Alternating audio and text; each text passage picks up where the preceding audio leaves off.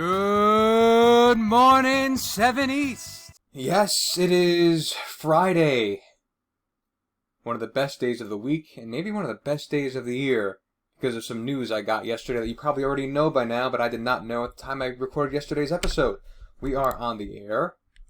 I am your host, Mr. Lepre. It is today, June 12th, Friday, and here's what we have in store for you. Number 1, the Daily Countdown, a special edition of the Daily Countdown, and the second item on our agenda, Reconstruction Chapter 2. We did Chapter 1 yesterday, we did Chapter 2 today, and then we'll have next week. We're going to finish it up, and that's the last stuff in your epilogue for 7th grade social studies. So, let's take a look at our week. Today is Friday, June 12th. This is the 48th episode of Free Lepre Radio. There is no new assignment today. You already had 2 this week, but I'm posting the one from Monday early, in case you wanted to get it done over the weekend. So it's the Rebuilding America questions. The reason I'm doing this is not just the schedule change, but also because the stuff I've been talking about today and yesterday relates to this assignment. So I figured I might as well post it now, so it's while this information is fresh in mind. I want to do a Civil War quiz at 11 o'clock. I'll post the code and stuff. We'll see who shows up. Last time I didn't have enough people to start a game.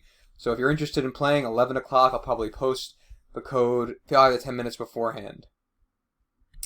And the number of the day is 6, our special edition of the Daily Countdown. We're in neon green mode, because it is 6 days of school remaining. Yesterday, when you watched this episode, it said 12, but now it says, or did it say 11? I can't even remember. Or 6. That's because the announcement came that school is now officially ending on June 19th, next Friday, a week from today. So we only have 6 more days of school today, and all of next week. Monday, Tuesday, Wednesday, Thursday, Friday. So 6, we're down to single digits. I'm sure it comes as a relief to many of you.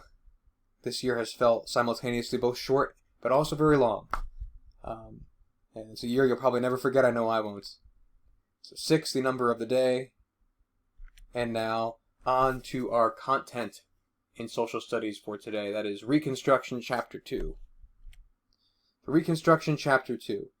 I want to start with the biggest part of Reconstruction, and that's the Reconstruction Amendments. These are the 3 biggest things that happen in terms of legislation in the entire Reconstruction period. And they are the 13th, 14th, and 15th Amendments to the Constitution.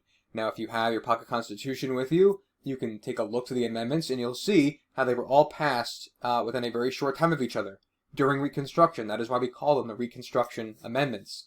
And they were all designed to try to fix some of the issues regarding the treatment of African Americans after the Civil War. So the first and obvious one, 13th Amendment, slavery is illegal. Remember, the Emancipation Proclamation only freed the slaves in the Confederate rebelling states, and that was only for the duration of the war. The 13th Amendment makes it official everywhere, once and for all. Slavery is illegal. There are no more slaves in the United States. So anytime we're talking about African Americans in the South, after this point, we're not talking about slaves anymore. These are freed people. Now, the 14th Amendment, more controversial and much harder to pass, as we're going to see in a second. It said anyone born in America is a citizen and has equal rights. This was kind of a response to the whole Dred Scott thing. Remember that court case where they said that Dred Scott, not only because he was a slave, but African Americans didn't have the rights of citizens even if they were born here? Well, the 14th Amendment says no. You're born here, you're a citizen. It doesn't matter what your race or color is. And it said you have equal protection or equal rights under the law, meaning the law should apply the same to you whether you're black or white. And 15th Amendment. So the 14th Amendment didn't really address the right to vote because the right to vote was not considered something to be applicable to equal protection under the law, because remember, even women couldn't vote. So the 15th Amendment said that African American men have the right to vote. So these 3 amendments are called the Reconstruction Amendments, and they were passed not without difficulty. Even the 13th one was kind of hard to pass. But these become the foundation for what America is going to try to do to fix the situation for free slaves after the Civil War. Now, the early part of Reconstruction is all about the infighting between the President and Congress. So remember, President Andrew Johnson, he is a senator originally from a southern state, from a state that was part of the Confederacy, even though he didn't join them. He is a Democrat. And he's going to be facing off against a Republican-held Congress, and the Congress is mostly under the influence of what they call the radical Republicans, those who were on the extreme end of the aisle. They're the ones who really want to punish the South harshly. They want to really use the Civil War as a way to make as much change as they possibly can in the South. And Johnson, being from the South, and he's not really on board with that, he's going to be kind of in their way, in their agenda for Reconstruction. So this is where Andrew Johnson's plan goes wrong. President Johnson's main goal was to reunite the country as quickly as possible. That's his goal. Let's get America back together as fast as possible. Let's not try to fight over the little things, as he might term them, even though they're actually big things. And part of this was he didn't really care about extending more rights to African Americans, and he actually actively worked against this. So he knew there would be a stumbling block to getting southern states back into the Union quickly, so he kind of just ignored that entire thing and even worked against it when it was convenient.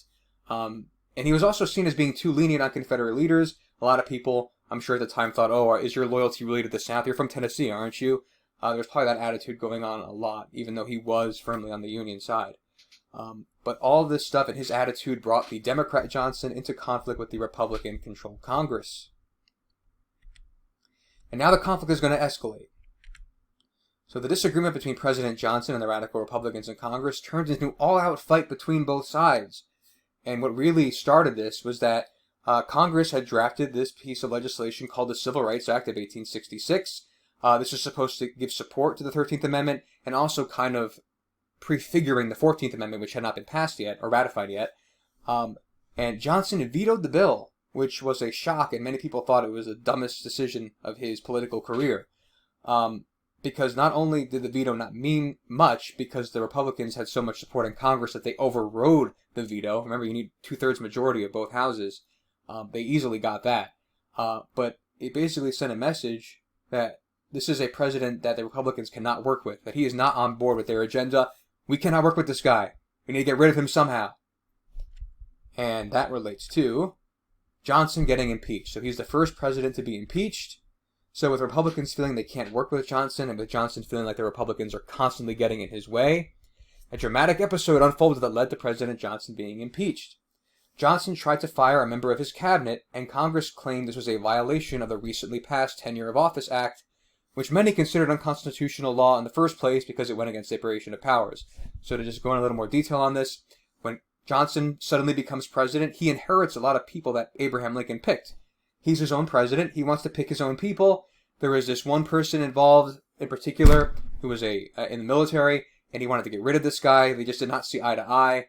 And normally you would say, okay, well, isn't the president allowed to fire them? It's separation of powers, right? Doesn't the president have control over the executive branch?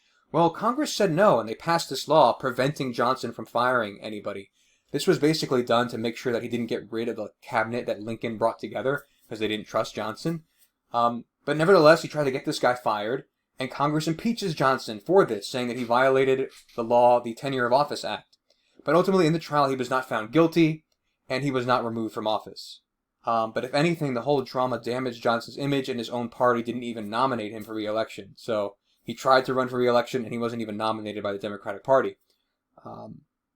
Ultimately, the Tenure of Office Act was repealed later on, and the consensus is that it probably was not even really a good or constitutional law to begin with, but nevertheless, it arose at a time when Congress thought there was an interest in keeping people in office that would support the full Union cause at the end of the Civil War. And that brings us to the election of 1868. So Andrew Johnson is not nominated by his party. They nominate somebody else. They nominate Horatio Seymour from New York.